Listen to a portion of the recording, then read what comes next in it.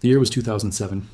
In the quiet, brightly lit room of an ordinary auction house, an item came up for sale that serious historians had long dismissed as a fake, a morbid curiosity, or simply a piece of trash. It was a dirty, badly frayed silk shawl, heavily stained with dark, ancient blotches that had faded into the fabric over the course of more than a century. According to the unbelievable legend attached to it, this shawl had been recovered in 1888 from one of the most infamous crime scenes in human history. It was allegedly taken from the crime scene of Catherine Eddowes, the fourth victim of the unidentified serial killer hunting in the dark alleys of London. The story went that on the night of the murder, a police officer named Acting Sergeant Amos Simpson had picked up the heavily stained fabric from the cobblestones. In an act of unfathomable insensitivity, he took it home as a gift for his wife. Understandably horrified by the disturbing present, his wife locked the shawl away in a wooden chest, and there it remained, passing down from generation to generation, sitting in the dark for 137 years, completely untouched and, crucially, never once washed. When a researcher named Russell Edwards purchased this shawl at the auction, he did not think he was holding a piece of useless Victorian memorabilia. He saw a biological goldmine. Where historians saw faded stains, Edwards saw a pristine time capsule that held the key to unlocking the greatest unsolved mystery of all time, the true identity of Jack the Rippr. For well over a century, the Phantom of Whitechapel had baffled Scotland Yard, inspired countless books, and birthed a global obsession. To crack a case this cold, Edwards knew he needed weapons that the Victorian police could not have even dreamed of. He took the 137-year-old piece of silk to Dr. Jari Louhelainen, a world-renowned expert in extracting and analyzing degraded genetic material from historical artifacts. When the shawl arrived in the sterile, brightly lit DNA laboratory, the task seemed nearly impossible. The fabric was incredibly old. Over the years, it had been handled by descendants, collectors, and curious onlookers. The risk of modern DNA contamination was astronomical, but Dr. Louhelainen and his team were not looking for standard nuclear DNA, which degrades relatively quickly and mixes the genetic codes of both parents. Instead, they were hunting for nature's ultimate historical barcode, mitochondrial DNA. The first step was to prove that the shawl was actually authentic, that it was not just a clever Victorian forgery. The scientific team tracked down a living direct female descendant of Catherine Eddowes' sister. They swabbed her cheek for a DNA sample and compared it to the microscopic genetic material extracted from the dark, ancient stains on the silk shawl. The tension in the laboratory was palpable. If the sequences did not align, the entire investigation would instantly crumble. But the computer screens confirmed an unquestionable match. The shawl was real. It had indeed been at the crime scene in 1888. That alone was a monumental historical discovery. But the true horror, and the ultimate breakthrough, was yet to come. As the scientists analyzed the fabric under fluorescent lights and specialized microscopes, they found other biological traces mixed in with Catherine Eddowes' blood. Embedded deep within the silk fibers were microscopic remnants of other biological material. For over 100 years, movies, novels, and popular culture had sold the world a very specific image of Jack the Rippr. We were conditioned to believe that the devil had to be magnificent. Theories painted him as an aristocratic genius in a velvet cape, a brilliant but mad surgeon armed with a silver scalpel. The public wanted the ultimate villain to be a grand theatrical mastermind. But when the DNA laboratory finally matched the killer's genetic profile to a suspect's living descendants, the name that emerged shattered all the myths. The monster was not a prince, a doctor, or an evil genius. He was a nobody, Aaron Kosminski.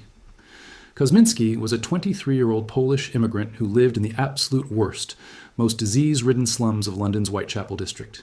He worked sporadically as a hairdresser. He was desperately poor, deeply troubled, and profoundly sick. Modern psychological profiling based on historical records suggests that Kosminski suffered from severe paranoid schizophrenia. He experienced terrifying auditory hallucinations, refused to wash or bathe, and harbored an intense hatred of women. He was not a phantom who vanished into thin air through sheer brilliance. He was simply a local madman who knew the dark alleys of his own neighborhood. And incredibly, he was not a complete ghost to the police. While the press spun wild tales of aristocratic killers, the top detectives at Scotland Yard knew exactly who Kosminski was. Years after the murders stopped, Chief Inspector Donald Swanson, the man who had overseen the entire investigation, was reading the published memoirs of his former boss. In the margin, right next to the section discussing the unsolved crimes, Swanson quietly and secretly scribbled a note. He wrote that the killer was Kosminski, a man who had been identified by a witness but could not be prosecuted due to a lack of hard physical evidence. Swanson took that secret to his grave. But 137 years later, the microscopic cells embedded in a dirty silk shawl proved that the frustrated police chief had been right all along. But if Kosminski was just a sick, impoverished, and unwashed young man, how did he manage to terrorize the greatest empire on earth and evade capture by the entire London Metropolitan Police Force? The London of 1888 was a tale of two cities. While the wealthy lived in grand, well-lit mansions in the West End, Whitechapel was a living, breathing hellscape. It was an area defined by squalor, disease, and desperation that is hard to imagine, describe, or believe. Over 1 million people were crammed into a tangled maze of narrow, unpaved streets and dark courtyards. The population density reached an astonishing 1,000 people per acre in the worst areas. Hanging over this misery was the infamous London fog, known as the pea super. This wasn't just weather, it was a thick, toxic, yellowish-green smog created by a mixture of river mist and the unfiltered coal smoke pouring from millions of chimneys. On bad nights, the smog was so dense that a person could barely see their own hands in front of their face. In this blinding, suffocating darkness, a predator didn't need to be a mastermind to escape. He just needed to take 3 steps back into the fog to disappear completely. The true tragedy of the Jack the Rippr story lies in the victims themselves. Mary Ann Nichols, Annie Chapman, Elizabeth Stride, Catherine Eddowes, and Mary Jane Kelly. Movies often portray them as young, glamorous women looking for trouble. The reality breaks the heart. They were mostly middle-aged women, deeply scarred by life, poverty, and addiction. They had no safety net. In Whitechapel, poverty was a death sentence. If you had 4 pennies, you could rent a spot on the floor of a filthy lodging house in one of the wooden boxes shaped like coffins, where you could sleep to protect yourself from the cold.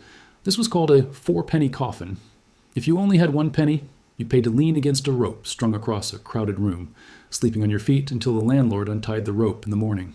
These 5 women were not out in the freezing, dangerous fog for thrills.